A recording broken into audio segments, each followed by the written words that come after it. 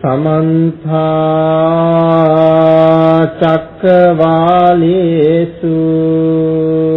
अत्रा गच्छन्तु देवता सद्धम्मं मुनिराजस्य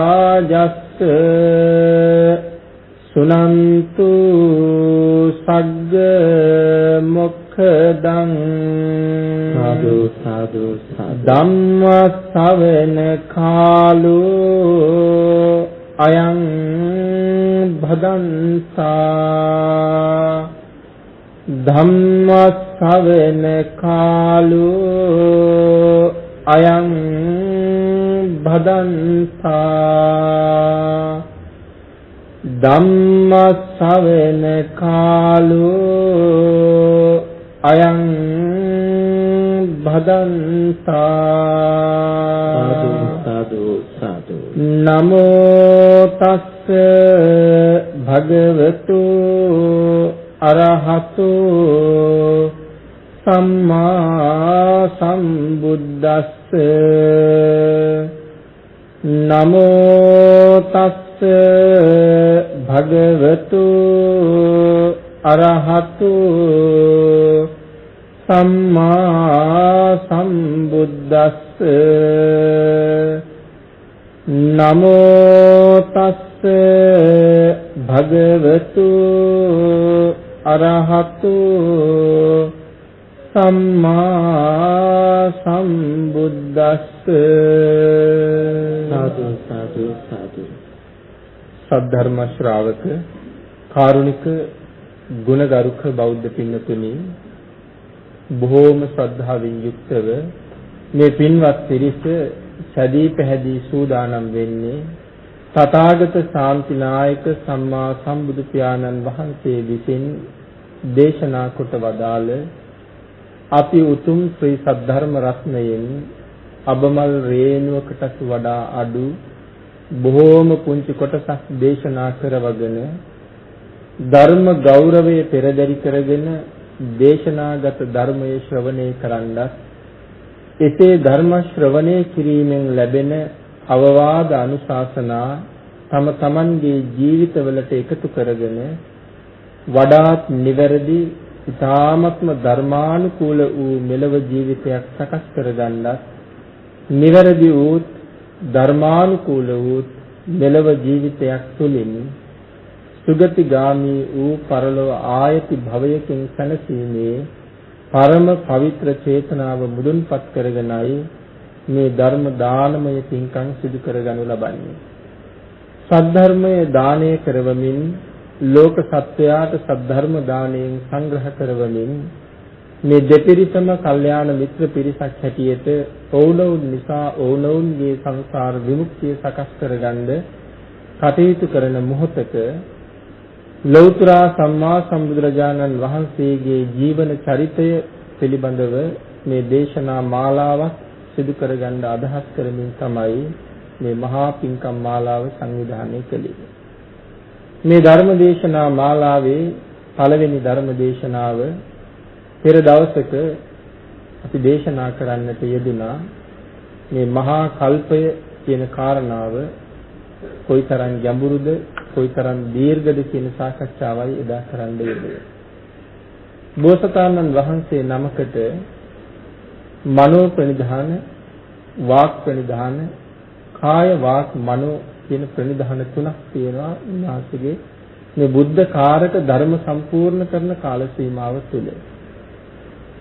අද අපි ධර්ම දේශනාවෙන් සාකච්ඡා කරන්න බලාපොරොත්තු වෙන්නේ උන්වහන්සේ මනෝ ප්‍රනිධානය ඇති කරගත්තේ කොයි වාගේ අවස්ථාවකද කියන කාරණාවයි අද ධර්ම දේශනාවෙන් සාකච්ඡා කරන්නේ.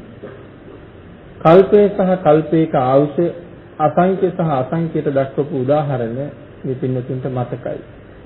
පින්නතුනේ ලෞතර බුද්ධාන්තරයක් තුල පමණයි මාර්ගඵලලාභීන් බිහි වෙන්නේ. භාග්‍යතුන් වහන්සේ නමක් ධර්ම දේශනා කරලා තියෙන යුගයක තමයි මගඵලලාභීන් ලෝකෙ පහළ වෙන්නේ. පිළිවෙලින් ලබන පළමු මාර්ගඵලය තමයි සෝවාන් ආර්ය මාර්ගඵලය. සෝවාන් ආර්ය මාර්ගඵලයේ ලබාගත් ඒ ආර්ය ශ්‍රාවකයා නැවත මේ සංසාර ගමනේ උපදිනවා නම් ආත්ම 7ක් පමණක් උපදින බව ධර්මයෙන් අපට පැහැදිලි කරලා දුන්නා. එහෙමනම් ඒ අය දෙව්ලොව උපදිනවා නම් පළවෙනි දිව්‍ය ලෝකෙ උපදිනවා. දෙවෙනි දිව්‍ය ලෝකෙටත් ගුණ වඩලා යන්න පුළුවන්කම තියෙනවා. එහෙනම් පළමු දෙව්ලොව උපන්නොත් ආයු ප්‍රමාණය සඳහන් කරනවා මනුස්ස වර්ෂයෙන් ලක්ෂ 90යි කියලා. චාතුම් මහරජික දිව්‍ය ලෝකයේ ආයු ප්‍රමාණය මනුස්ස වර්ෂයෙන් ලක්ෂ 90යි. මනුස්ස වර්ෂය එහෙම නැත්නම් දවස් 365 අවුරුදු 50ක් චාතුම් මහරජික දෙවියෙකුට එක දවසයි. එවන් දවස් 360ක් ඒ ඇයට අවුරුද්දයි. 50 ඒවා 360 උන්වහන්සේලාට අවුරුද්දයි. එවන් අවුරුදු 500යි ඒ දෙවිවරුන්ගේ ආයු ප්‍රමාණය. ඒ මනුෂ්‍ය වර්ෂ බවට පත් වෙනකොට ලක්ෂ 90ක් බවට පත් වෙනවා. එහෙනම් ඒ දෙව්ලොව ජීවත් වෙමින් මගඵල ලබාපු දිව්‍ය පුත්‍රයෙක් තමයි දෙව්ලොව ඉන්නේ. කාම සම්පත් තමයි අසීමාන්තිකව දෙව්ලොව. නමුත් මේ කාම සම්පත් භුක්ති විඳින අතර මේ පුණ්‍ය කටයුතු සිද්ධ වෙනවා. සෝවාන් ආර්ය ශ්‍රාවකයෙක්ගෙන් සිද්ධ නොවන අකුසල ධර්ම උන්වහන්සේලාටින් සිද්ධ වෙන්නේ නැති නිසා උන්වහන්සේලා මනුලව උපන්නත් ඒ කුසල ධර්මයමයි සම්පූර්ණ කරන්නේ. සක්කාය දිට්ඨි විචිකිච්ඡා සීලබ්බත පරාමාස ආදී ධර්මතාවයන්ට කවදාවත් යොමු වෙන්නේ නැහැ. ඒ නිසා දෙවෙනි දෙව්ලොවට යන්නත් පුළුවන්. දෙවෙනි දෙව්ලොව ආයු ප්‍රමාණය මනුස්ස වර්ෂ 3 කෝටි 60 ලක්ෂයයි. තාවතින්සේ චාතුම් මහරජිකේ අඩුම ආයුෂ තියෙන තැන දෙවෙනියට ආයුෂ වැඩි තැන තාවතින්සේ දෙවි රජවරු 33 දෙනෙක් ඉන්න නිසා තාවතින්ස කියලා හඳුන්වනවා කියලා මහා සමය දේශනාවේදී අපි පැහැදිලි කළා. නම් ආයු ප්‍රමාණය මනුස්ස වර්ෂයෙන් 3 කෝටි 60 ලක්ෂයයි. තුන්වෙනි දිව්‍ය ලෝකය යාමය. යාම දෙව්ලොවේ ආයු ප්‍රමාණය මනුස්ස වර්ෂ වලින් 14 කෝටි 40 ලක්ෂයයි. යාම දෙව්ලොව ආයු ප්‍රමාණය මනුස්ස වර්ෂ 14 කෝටි 40 ලක්ෂයයි. හතරවෙනි දිව්‍ය ලෝකය ඉතා සුවිශේෂී වූ දිව්‍ය ලෝකයක්. ඒ තමයි තුසිත දෙව්ලොව. සම්මා සම්බුද්ධත්වයේ ලබන බෝසතාණන් වහන්සේලා පාරමී ධර්ම සම්පූර්ණ කරලා ඉවර කරලා උපදින දෙව්ලොව. ඒ බෝසතාණන් වහන්සේට මාතෘත්වයේ පීතෘත්වයේ දරන අති උත්තමයන් මහා කල්ප ලක්ෂයේ පෙරම් පුරලා උපදින දෙව්ලොව. බෝසතාණන් වහන්සේගේ අන්තිම ජීවිතයේ බිසව බවට පත් වෙන්නත් උන්වහන්සේට දාව උපදින දරුවා පුතණුවන් බවට පත් වෙන්න පෙරම් පුරාපු උත්තමයන් මේ වැඩ ඉන්නේ මේ දෙව්ලොව. මේ වගේ උන්වහන්සේගේ ජීවිතයට සම්බන්ධ බොහෝ අය පාරමී සම්පූර්ණ කරලා මේ දෙව්ලොව තමයි ඉන්නේ. සන්නා මාත්‍යවරයා හිටියෙත් එහි, කාලුදායි අමාත්‍යවරයා හිටියෙත් එහි, කම්තකාස හිටියෙත් එහි මේ වාගේ බුද්ධ ජීවිතයට සම්බන්ධ වෙන මේ ළඟින් ඉන්න බොහෝ දෙනා ඉන්නේ උපදින්නේ මෙන්න මේ සුවිශේෂී වූ දිව්‍ය කලයේ. ආයු ප්‍රමාණය සඳහන් කරනවා මනුස්ස වර්ෂ වලින් අවුරුදු 57 කෝටි 60 ලක්ෂයයි කියලා. බෝසතාණන් වහන්සේ නම අන්තිම ජීවිතයෙන් අපවත් වෙලා මේ දෙව්ලොව පහළ වුණාට පස්සේ මේ අවුරුදු 57 කෝටි 60 ලක්ෂයම අඩු නැතුව මුක්ති විඳිනවා. ඒක දවසක්වත් අඩුවෙන් පිට වෙන්නේ නැහැ දෙව්ලොවෙන්. අඩු නැතුව මේ මුළු ආයු කාලයම මුක්ති විඳිනවා කියලා සඳහන් කරනවා. මේ බෝධිසත්ව ධර්ම පුරාගෙන එන ගමනේ මීට කලින් ඕන තරම් දෙව්ලොවල් වල ඉපදුනා. නමුත් සමහර අවස්ථාවන් වල මේ මුළු ආයු ප්‍රමාණයම එහිදී වළඳන්නේ නැහැ.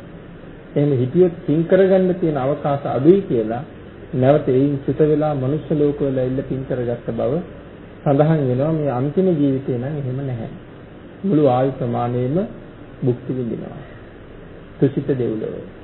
පස්වෙනි දිව්‍ය ලෝකේ තමයි නිම්මාන රති කියන දෙව්ලොව. නිම්මාන රති කියලා කියන්නේ තමන්ගේ කැමැත්ත සිතවිලි මාත්‍රයෙන් නිර්මාණය වෙන නිසා.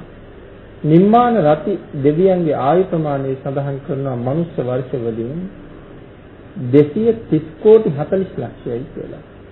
මේ සඳහන් කරන්නේ මනුෂ්‍ය වර්ෂ ප්‍රමාණයයි. අපේ අවුරුදු 800 ඒ දෙව්ලොවට එක දවසයි.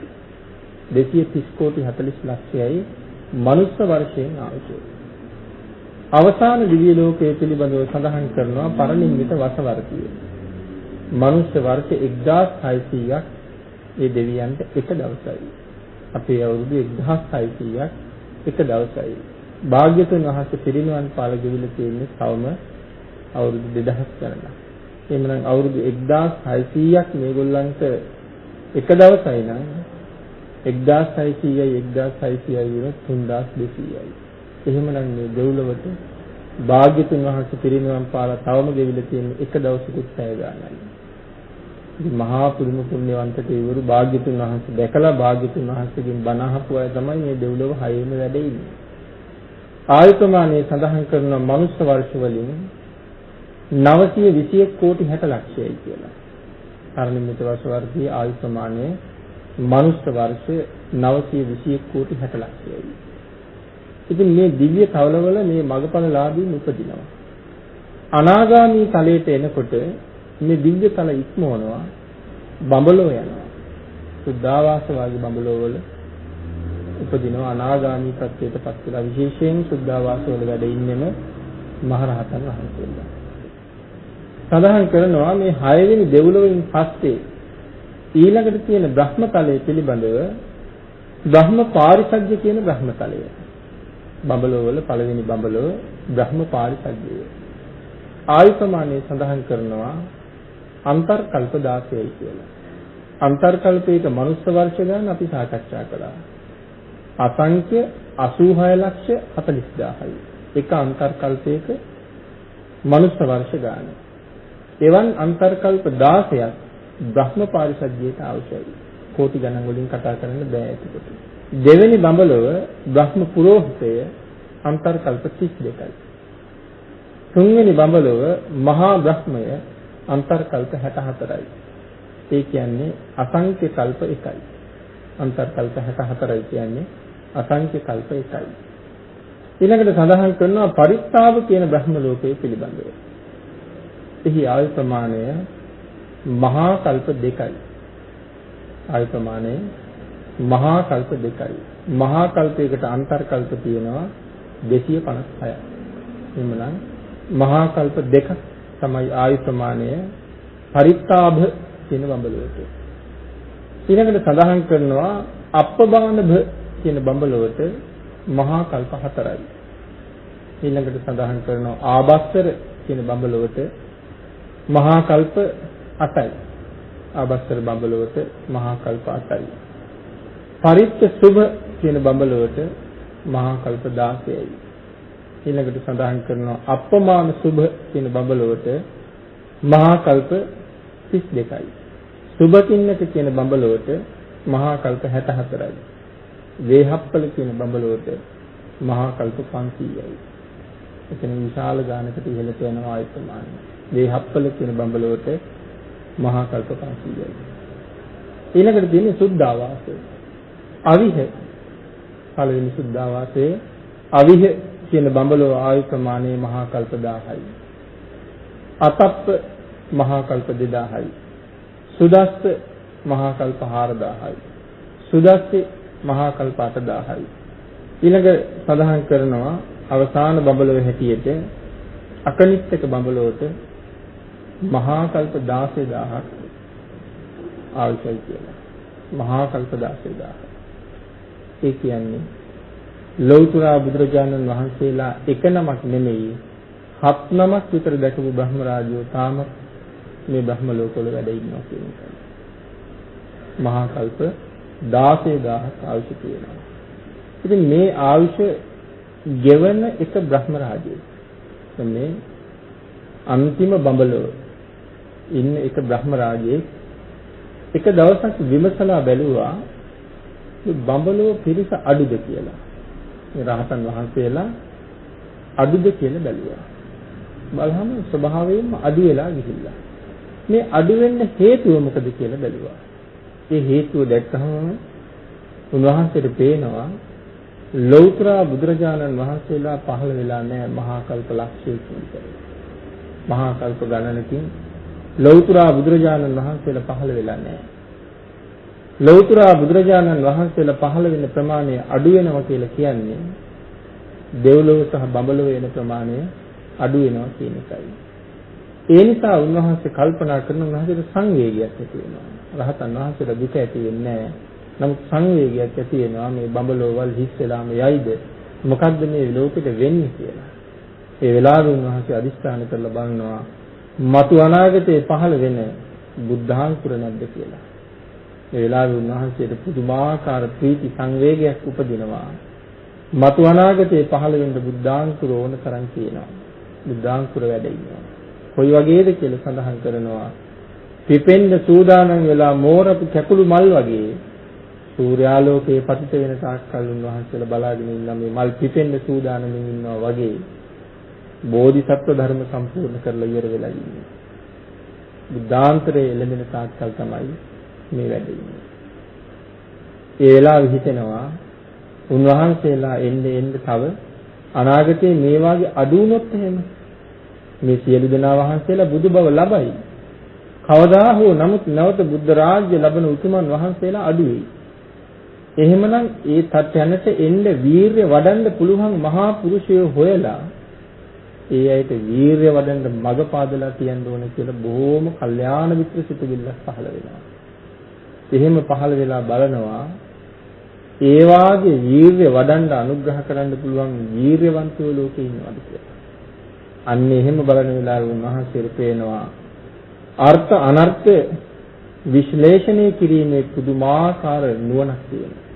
අර්ථ අනර්ථ විශ්ලේෂණය කරන්න පුළුවන් පුදුමාකාර ඥාන ශක්තියක්. තමන්ගේ ඥාන ශක්තිය හරියට වීදුරු වගේ විනිවිද පෙනෙන ඥාන ශක්තියක් තියෙන මහා ඥානවන්තයෙක් උන්වහන්සේගේ මේ බලන ඥානයට අරමුණු වෙනවා. ඒ වෙන කවුරුවත් නෙමෙයි ඒ අප ගෞතම සම්මා සම්බුදුරජාණන් වහන්සේමයි. මේ කාලේ මනුෂ්‍ය ලෝකේ ඉපදිලා තමන්ගේ අම්මට මාතු පෝෂක ධර්මයෙන් සංග්‍රහ කර වෙළඳ ව්‍යාපාර කටයුතු වලින් ජීවිතය පෝෂණය කරන දරුවෙක්. එක දවසක් ස්වර්ණ භූමියට වෙළඳාම යන්න තීරණය කරනවා. නැවුනගල යන්න වෙනවා. වෙළඳ කණ්ඩායමේ නායක තැනකින් අවසරයකුත් අරගෙන තමන්ට අවශ්‍ය බඩු බාහිර ආදී සියල්ලම සම්පූර්ණ කරගෙන අම්මා දාලා යන්න බෑ අම්මා විතරයි ඉන්නේ. වෙන කවුරුවත් නැති නිසා මේ වෙළඳාම යන ගමනේදී අම්මා අඬ ගහගෙනම යන්න ඕනේ. ඒ නිසා තම මෑණියන්ද කැටුව නැවුනදිනවා ස්වර්ණ භූමියට යන්න. ස්වර්ණ භූමියට යන්න පිටත් වෙලා දවස් 7ක් යනකොට මහා සාගරයේ මැද්දේ ඉතාම දරුණු කුණාටුවක් ඇති වෙනවා. සාගරයේ ඇති වෙන රැලි මහා ගල් කුළුණු වගේ අහසට නැගලා බිමට වැටෙනවා. මෙන්න මේ විශාල කුණාටුවට මේ සියලුම නැව් අහු වෙනවා. සියලුම නැව් මේ රැලි ඔරොත්තු දෙන්නේ නැතුව මුහුදුබත් වෙනවා. නැව්වල තිබිච්ච සියලුම ධනස්කන්ධය මුහුදුබත් වුණා. ඒ වගේම නැව්වල ගමන් කරපු සියලුම වෙලෙන්දු නායකයෝ මරණයටපත් වුණා. මේ තරුණයා තාම මැරුණේ නෑ. තාමත් අර මහා රළගෙඩි උඩ ඉහළට විසිරෙමින් හොයනවා මගේ අම්මා ඉන්නවද කියලා. ඒ වෙලාවේ දකින්නවා අම්මව. අම්මා ළඟට ගිහිල්ලා අම්මගේ අතින් අල්ලගෙන කියනවා අම්මේ මගේ කරට නගින්න කියලා. පිටට නගින්න කියලා. අම්මා කියනවා පුතේ මම වලපයයි ගොඩපයයි විතරයි. මගේ පුතා ජීවිතේ හොයාගෙන ඵලයන් මම මැරිලා ගියාට කමක් නෑ. ඒ වුණාට පුතේකට අම්මා දාලා එහෙම යන්න බෑ. ඒ නිසා කොහොම හරි අම්මත් හරිය තියාගෙන මේ සාගරේ ගොඩබිම හොයාගෙන තින්නවා. මහා සාගරයේ මැද්දේ කොහෙන්ද ගොඩබිම හොයන්නේ? බැලූ අසේ මහා සයුරයි අහසයි එකට ගැටෙනවා පේනවා මිසක් ගොඩබිම තියෙන පැත්තට එන්නේ නැහැ. මේ වෙලාවේ ගොඩබිම හොයාගන්න පාවිච්චි කරන උපකරණ මේගොල්ලන්ගේ අතේ නැහැ. දැන් කොහාට පීනමුද කියන එක තීරණය කරන්නත් බෑ. තාමත් නැගෙන රැලි මහා ගල් කුළුණු වගේ අහසට නැගිලා බිමට වැටෙනවා. ඒ රැලි උඩ ගිහිල්ලා විසි වෙලා වැටෙනවා. නමුත් අම්මා අතාරින්නේ නැහැ. මේ සියලුම රැලි නැගෙන බාධකත් ජයගෙන ගොඩබිම සොයා පීනිය යුතුයි කියන උතුම් අදිෂ්ඨානයේ වීර්ය සම්පන්න අදිෂ්ඨානයක් අරගෙන මහා සාගරයේ ජීවත් වෙන ඉතා භයානක සත්තු ඉන්නවා.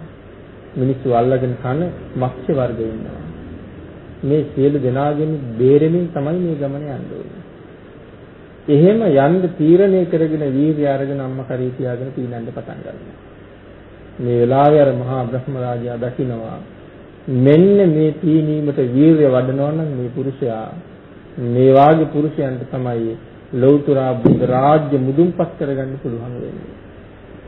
ඒ නිසා මෙයාට ලෞතර බුදු වෙන්න මෙයාගේ හිත ඇතුලේ චෛතසිකයක් මතු කරන්න ඕනේ. එහෙම හිතලා මේ බ්‍රහ්ම රාජයා හිතට සිතවිල්ලක් දෙනවා ලෞතර බුද්ධත්වයේ පිළිබඳව. ඒ සිතවිලි මාත්‍රයෙන් මේ බුද්ධ කියන කාරණාව හිතට එනවා. ඒ කාරණාව හිතට ආපු නිසා කල්පනා කරනවා මම ලෞතර බුද්ධ රාජ්‍ය අත්පත් කරගන්නවා කවදා හරි. ඒ සිතවිල්ලටම මෙයාට අප්‍රමාණ ශක්තියක් ලැබෙනවා. මම කවදා හරි දවසක ලෞතර බුද්ධ රාජ්‍ය ලබනවා. මේ පුණ්‍යවන්ත චේතනාව නිසාම මහා ශක්තියක් ලැබෙනවා. මේ ශක්තියෙන්වත් අර බ්‍රහ්ම රාජයාගේ ආශිර්වාදයත් එක්ක බොහොම වේගෙන් ගොඩබිම හොයාගෙන ගමන් කරනවා. ගොඩබිම හොයාගෙන ගිහිල්ලා නැවත අම්මට ඇට උපස්ථාන කරමින් ජීවත් වෙලා මරණයටපත් වෙලා ගිහිල්ලා දෙව්ලොව උපදිනවා. දෙව්ලොව දිව්‍ය සැප සම්පත් භුක්ති විඳමින් ඉඳලා මනුස්ස ලෝකේ නැවත වතාවක් උපදිනවා බ්‍රහ්මදත්ත කියන රජුගේ පුතා හැටියට. බඹදත්ත රජුගේ පුත්‍රයා හැටියට මනුලව උපන්නා. නමුත් බුද්ධාංකුරයක් බුදු වෙන සිටවිල්ලක් හිතේ තියෙන නිසා පියාණන්ගේ ඇවෑමෙන් රාජ්‍යත්වයට පත් වෙනවා. අනික් රජවරු අභිෂේක ලැබලා රාජ්‍යත්වයට පත් වෙනවා වගේ නෙමෙයි. පුදුමාකාර තේජාන්විත ස්වභාවයක් තියෙනවා. ඒ තේජාන්විත ස්වභාවය නිසාම වටපිටාවේ රාජ්‍යවල ඉන්න අනික් සියලුම රජවරු නිකම්ම මේ රජුරවන්ට යටත් වෙනවා. හැමෝම පුදුමාකාර විදිහට රජුරුව සතුටු කරන්නේ පුද පනුරු වලින් රජුරවන්ට පූජා පවත්වනවා. එහෙම කටයුතු ලැබමින් එහෙම උපකාර පරිත්‍යාග ලැබමින් දෙව්ලොව දෙවි රජෙක් කොයිතරම් සුරසැප වින්දද ඒ සැපට සමානව මනුලව මේ රජුන් නරසැප වින්ද කියලා සඳහන් කරනවා. එහෙම සැප වින්දනය කරමින් ඉඳලා මේ කාල සීමාවේ හරි ආසයි මේ ඇත්තු එකතු කරන්නේ. අහවල් ඇතෙක් වනේ ඉන්නවා කියලා දැනගත්තොත් ඒ ඇතා ගිහිල්ලා අරගෙන ඉන්න හරි කැමතියි. මේ ඇතුන් ක්‍රීඩා කරනවා බලන්නත් හරි කැමතියි. ඉතින් ඇත්තු එකතු කරමින් ඇත්තු ක්‍රීඩා කරවමින් ඒ ක්‍රීඩා බලමින් සතුටු වෙමින් කටයුතු කරන දවසක වැඩි පුද්ගලයෙක් ඇවිල්ලා කියනවා ස්වාමීනි වනාන්තරයේ ඉන්නවා පුදුමාකාර තේජාන්විත ඇති පුදුමාකාර ලක්ෂණක් තියෙනවා. පුදුම දල දෙකක් තියෙනවා. පුදුම පෙනුමක් තියෙනවා. ඊටාම තරුණයි මේ හස්ති රාජයා වහන්සේට නම් ඊටාම අදියි. මේ කාරණාව කීවට පස්සේ තමන්ගේ පිරිසත් අඳගහගෙන වැඩි පුජ්‍යලයාට අප්‍රමාණ තෑගි භෝග වලින් සංග්‍රහ කරලා ඔහු පෙරටු කරගෙන මේ අත්‍රාජයා ඉන්න වනාන්තරයට පිටත් වෙලා යනවා. ගිහිල්ලා මේ අත්‍රාජි දැකලා අත්‍රාජු අල්ලගෙන අරන් එනවා. අරගෙන ඇවිල්ලා ඇතුන් හීලෑ කරන මිනිසයාට මේ අත්‍රාජු බාර දීලා කියනවා මේ තරුණ ඇතා මට දවස් 7කින් හීලෑ කරලා දෙන්න ඕනේ. මට ගමනක් යන්න තියෙනවා දවස් 7කින්. ඒ ගමන මම යන්නේ මේ තරුණ හස්තියාගේ පිටේ නැගලා. මට මේ හස්තියා හීලෑ කරලා දෙන්න. ඉතින් අද්දෝව බාර ගන්නවා මෙයා හීලෑ කරන්නේ. දවස් 7 යනකොට මෙයාගේ තියෙන දක්ෂතාවයත් එයා ගාව තියෙන යంత్ర මන්ත්‍රات එක්ක මේ හස්තියාව හීලෑ කරගන්නවා මෙයා. හීලෑ කරලා රජුරවන්ට බාර කරනවා මෙයාගේ. බාර කළාම රජුරුව ඇතාගේ පිටේ නැගලා නගරේ රාජ්‍ය වටේම ගමනක් යනවා. රාජ්‍ය වටේම ගමනක් ගිහිල්ලා එනකොට උයන් පල්ලන් ඇවිල්ලා රජුරවන්ට කියනවා මහරජතුමනි ඊයේ රාත්‍රියේ ඇත්තු ඇතින්නේ ඇවිල්ලා මංගල උයන වනසලා දාලා. ඊයේ නිතිවිච්ච සියලුම ගස්කොළන් කෙරල්ලා. පොල් ගස් පුවක් ගස් තේරම ගලවලා කෙරල්ලා මේක උයනක් නෙමෙයි වල් කොට ආපු හේනක් බවට පත් කරලා මංගල උයන. කියලා රජුරන් ප්‍රකාශ කළාට පස්සේ රජු නැවතත් මේ හස්තියාගේ පිටේම නැගලා උයන බලන්න යනවා. උයනට ගිහිලා රජුරු ඇතුගේ පිටින් බැහැලා උයනට වෙලා තියෙන අපරාධයේ දිහා බල බල ඇවිදිනවා. නමුත් තාම ඇද්ගොව්වා ඉන්නේ ඇතාගේ පිටුවේ. රජුරෝ උයනට වෙච්ච අපරාධයේ බල බල ඇවිදිනකොට ඇතාට දැනෙනවා තරුණ ඇතින්නියන්ගේ ශරීරයෙන් පිටවෙච්ච ඒ සුවඳ. ඇතින්නියක් හඳුනා ගන්න සුවඳ එයාට දැනෙනවා. ඒ වෙලාවේ මෙයාට රාග චිත්තයක් පහළ වෙනවා. ඒ වෙලාවේ පිට හොලවලා මේ ඇතාගේ පිටේ ඉන්න පුද්ගලයා බිම දානවා. එයා කකුල් විසි කරගෙන බිම වැටෙනවා දැක්කහම රජුරු ඇතා ගාවට දුවගෙන එනවා. ඇතා යනවා. රජුරු කොහොම හරි දුවලා ගිහිල්ලා ඇතාගේ පිටට පයින්නවා. පැනලා හෙන්ඩුවෙන් ඇන අදිනවා අපහු. රජුරු මේ වෙලාවේ හෙන්ඩුවෙන් කොයිතරම් ඇන්නත් ඇතා නම් නවත්ත ගන්න බැහැ. රජුරු ඇන උත්සාහ කරනවා ඇතා පාලනය කරගන්න. පිරිස කෑ ගහ පිටිපස්සෙන් දුවගෙන එනවා. ඇතත් වනාන්තරයේ සීමාවක් නැතුව යනවා. සෑහෙන දුරක් යනකොට රජුරුවන්ට තේරෙනවා මම මනුස්ස වාසයෙන් බොහෝම ඈතට ආවා. මම මගේ පිරිසකින් බොහෝම ඈතට ගියා. දැන් මේ හස්තියෙන් මැදට ගිහිල්ලා ඕනෝන් සමග දල පටලාගෙන හොඬ වැල් පටලාගෙන පොරබදන්න පුළුවන්. එහෙම වුණොත් මට ඇතා විතරක් නෙමෙයි මගේ ජීවිතෙත් නිතු වෙනවා. ඒ නිසා මම කෙසේ හෝ ජීවිතේ බේරාගත යුතුයි කියලා කල්පනා කරලා ඇතා දියුල් ගහක් යටින් යනකොට රජුරු දියුල් අත්තට එල්ලෙනවා. එල්ලිලා ඇතාගේ පිටින් නිදිලා දියුල් ගහ උඩට වෙලා ඉඳගෙන බොහොම කුසගින් දියුල් ගෙඩි පලාගෙන කමින් ඉන්නවා. තිරිසත් රජතුමා අතහැරියේ නැහැ. තිරිසත් කොහොම හරි ඇතාගේ පියසටහන් බලබලාම වනාන්තරයට ආවා. වනාන්තරයට ඇවිල්ලා රජු හොයාගන්න බැරි නිසා හයියෙන් ഘോഷා කෙරුවා. මේ ഘോഷාව තමන්ගේ පිරිසගෙයි මේ නින්නාදයේ පිරිසගෙන යැහෙන්නේ.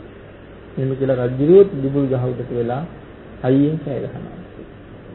පිරිස ඒ වෙලාවේ රජු හඳුනාගෙන දිබුල් ගහ ළඟට ඇවිල්ලා බොහොම පරිස්සමට රජුරුව දිබුල් ගහෙන් බස්සගෙන නැවත තූර්ය වාදන සහිතව රජතුමා කරේ තියාගෙන රාජ්‍යයට වැඩමවගෙන යනවා. ඒ ගියාට පස්සේ රජුරුව ඇද්ගොව්වට පණිවිඩයක් යවනවා.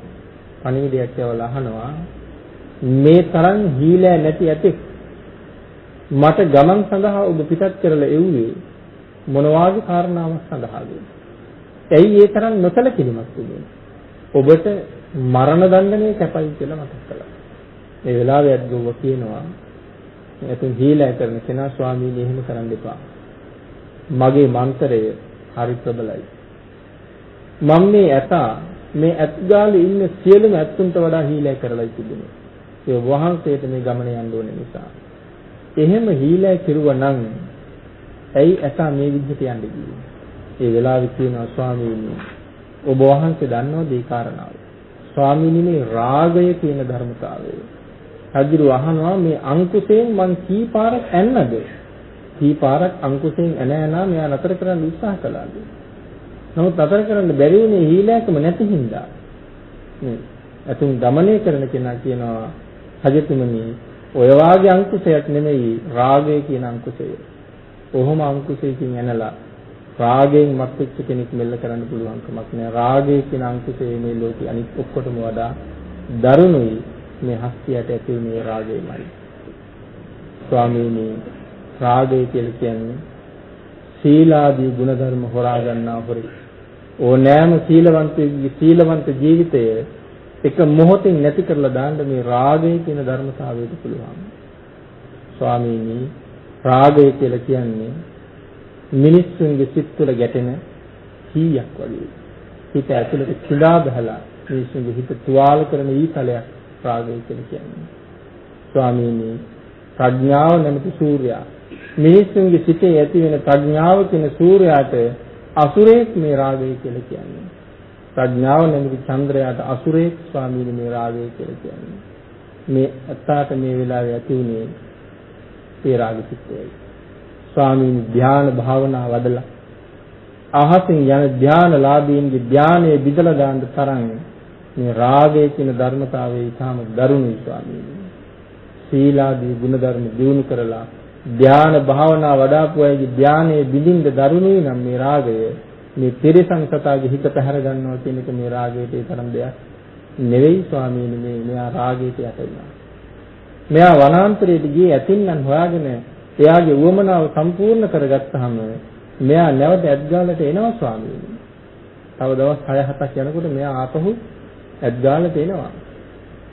රජුරු කියනවා එහෙනම් ඔබ 7-8 දවසකට ජීවිතය ලැබුවා කියලා හිතාගන්න. මෙයා ආවේ නැත්නම් ඔබේ ජීවිතේ අවසానයි කියලා කල්පනා කරනවා. දැන් හෙට උදේට 7 වෙනි දවසේ ඇද්දෝව නිදා ගන්නවා. නමුත් එයාට පූර්ණ විශ්වාසයක් තියෙනවා හෙට එළියෙන්න කලින් ඇතා එනවා. ඒගේ මන්ත්‍රයේ යට වඩා විශ්වාසයි. නිදාගෙන පාන්දර අවදි වෙනවා. ඇතු ආවද නැද්ද දන්නේ නැහැ.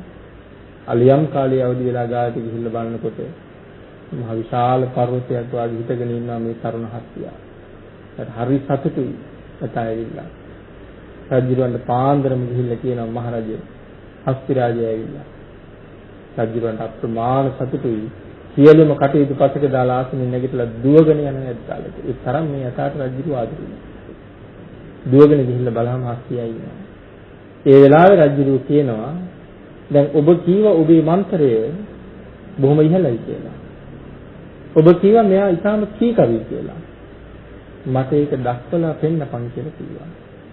ඒ වෙලාවේ මෙයා සියලු පිරිසට දක්වලා විශාල යකඩයක් ගිනි අඟුරු ගොඩේ දානවා.